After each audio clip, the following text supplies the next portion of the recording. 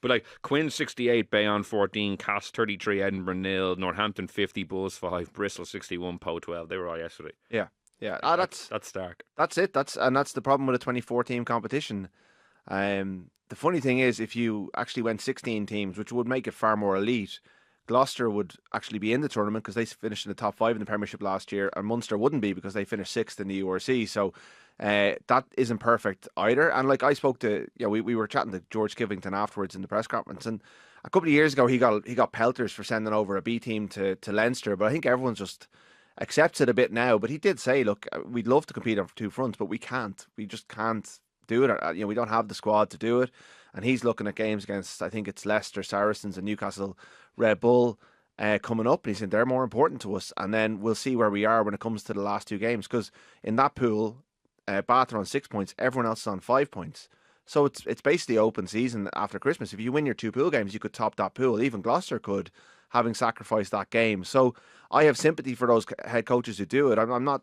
I just think the tournament is flawed, and I just don't have a fix for it because it's given the window it's given, and it's a bit of it's kind of bleak. And I think the problem is that next year, if Munster move a pre-Christmas game to Cork, the people who are looking to buy tickets, or even if it's in Limerick, wherever it is, everyone's looking at this going, what am I actually buying when I'm spending 50 quid on a ticket or whatever the price is? You had a line in your piece today, like talking about the occasion on Saturday, saying between the fans, the players, the media, and the broadcasters, we all knew we were being sold a pup. Yeah, and So that as soon was as the teams were announced on Friday, it was like, okay, this is a bonus point win for Munster. You don't actually well, have I to mean, win, they really. did their best Yeah. not to get there, but and the conditions weren't great, but the atmosphere was terrible. Like it just never got going as an event, and that's partly because Gloucester came over and played really basic.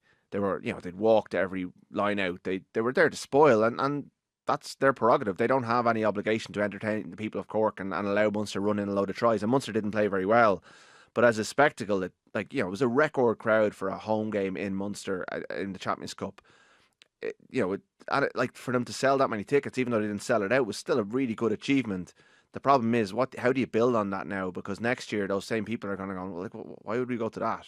Especially the walk-ups, the people who wouldn't necessarily normally go to a rugby game, and that's the position we find ourselves in. And it's a very negative start to the show, and there was good stuff, and it was even the fact that they got that big crowd is a really good achievement. But my fear would be that those same people would go next year, say it's against Leicester or whoever, they're going to go, oh, like, is that going to be a real game? Is that going to be just another one of these kind of, and like Munster dealing with their own confidence issues after what happened in Bath, and it's just not great at the moment. And it'll get better, but this December window is a problem for the Champions Cup.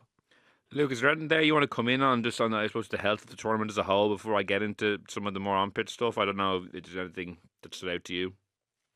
Yeah, look, I tell you on, I probably do think there is a solution. And given that we're kind of concerned about, the extra game for the internationals and all this kind of stuff, player welfare, I do think less is more.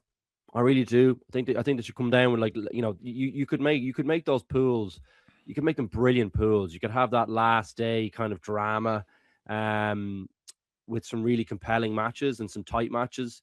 If you knew you couldn't throw one away, and you knew you had less games in it as well, I think you'd be more inclined to bring a full team and take the shot.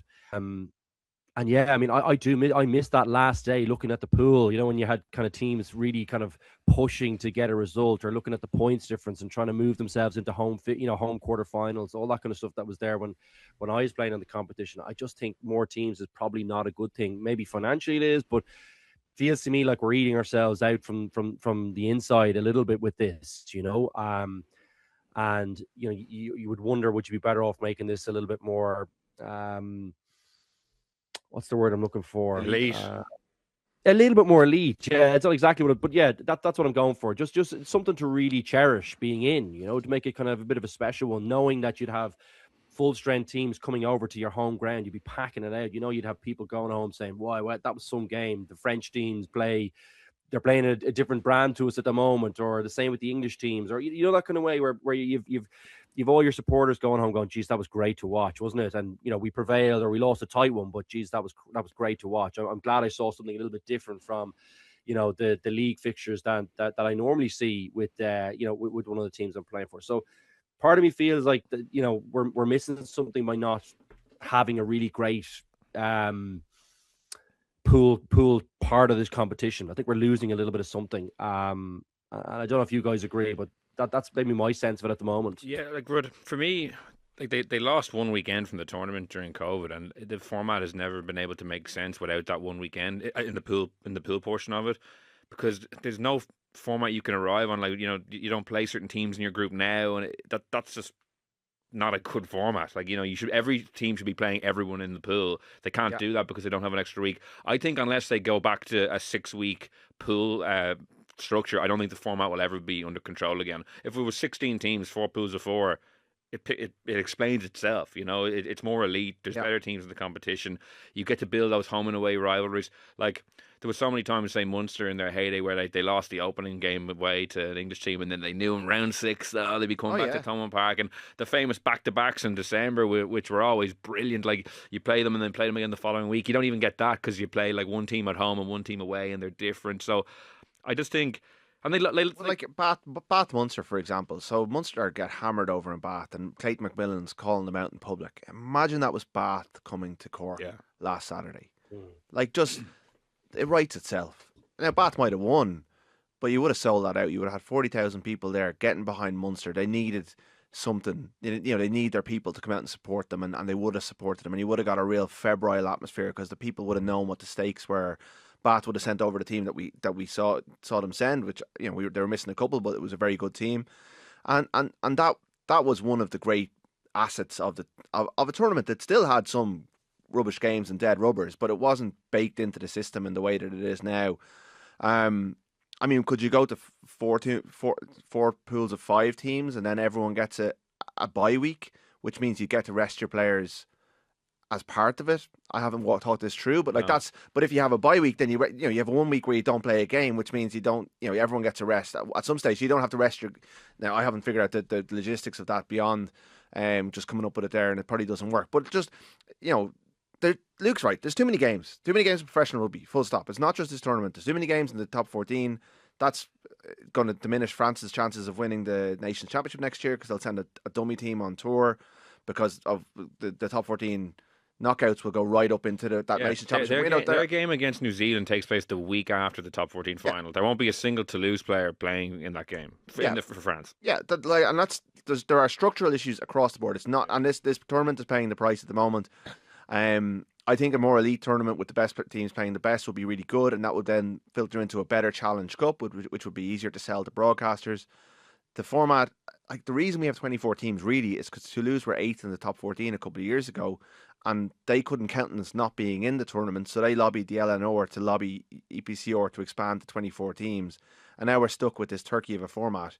Like they paid the price last year. They came second in their pool to Bordeaux, having not played Bordeaux because they lost 1 game point over in Durban. And that was wrong. That was wrong. Yeah, that seriously undermined the credibility of the tournament. The whole thing is, but it's there's all sorts of flaws. Like the Stormers having to go, 3 flights to Port Elizabeth. Why can't they get that? Sorry, not Stormers, La Rochelle but the weekend is gone partly because there's more internationals, but mainly it's because of the top 14 and the Premiership are trying to prioritise their competitions. So and they're the stakeholders in, like them and the unions and the URC are the stakeholders who run this tournament. So it's up to, like, it goes back to the global season and all this stuff. It's a flawed sporting landscape, and it's very hard to fix, and it's got a lot of self-interested parties that you have to get to the table.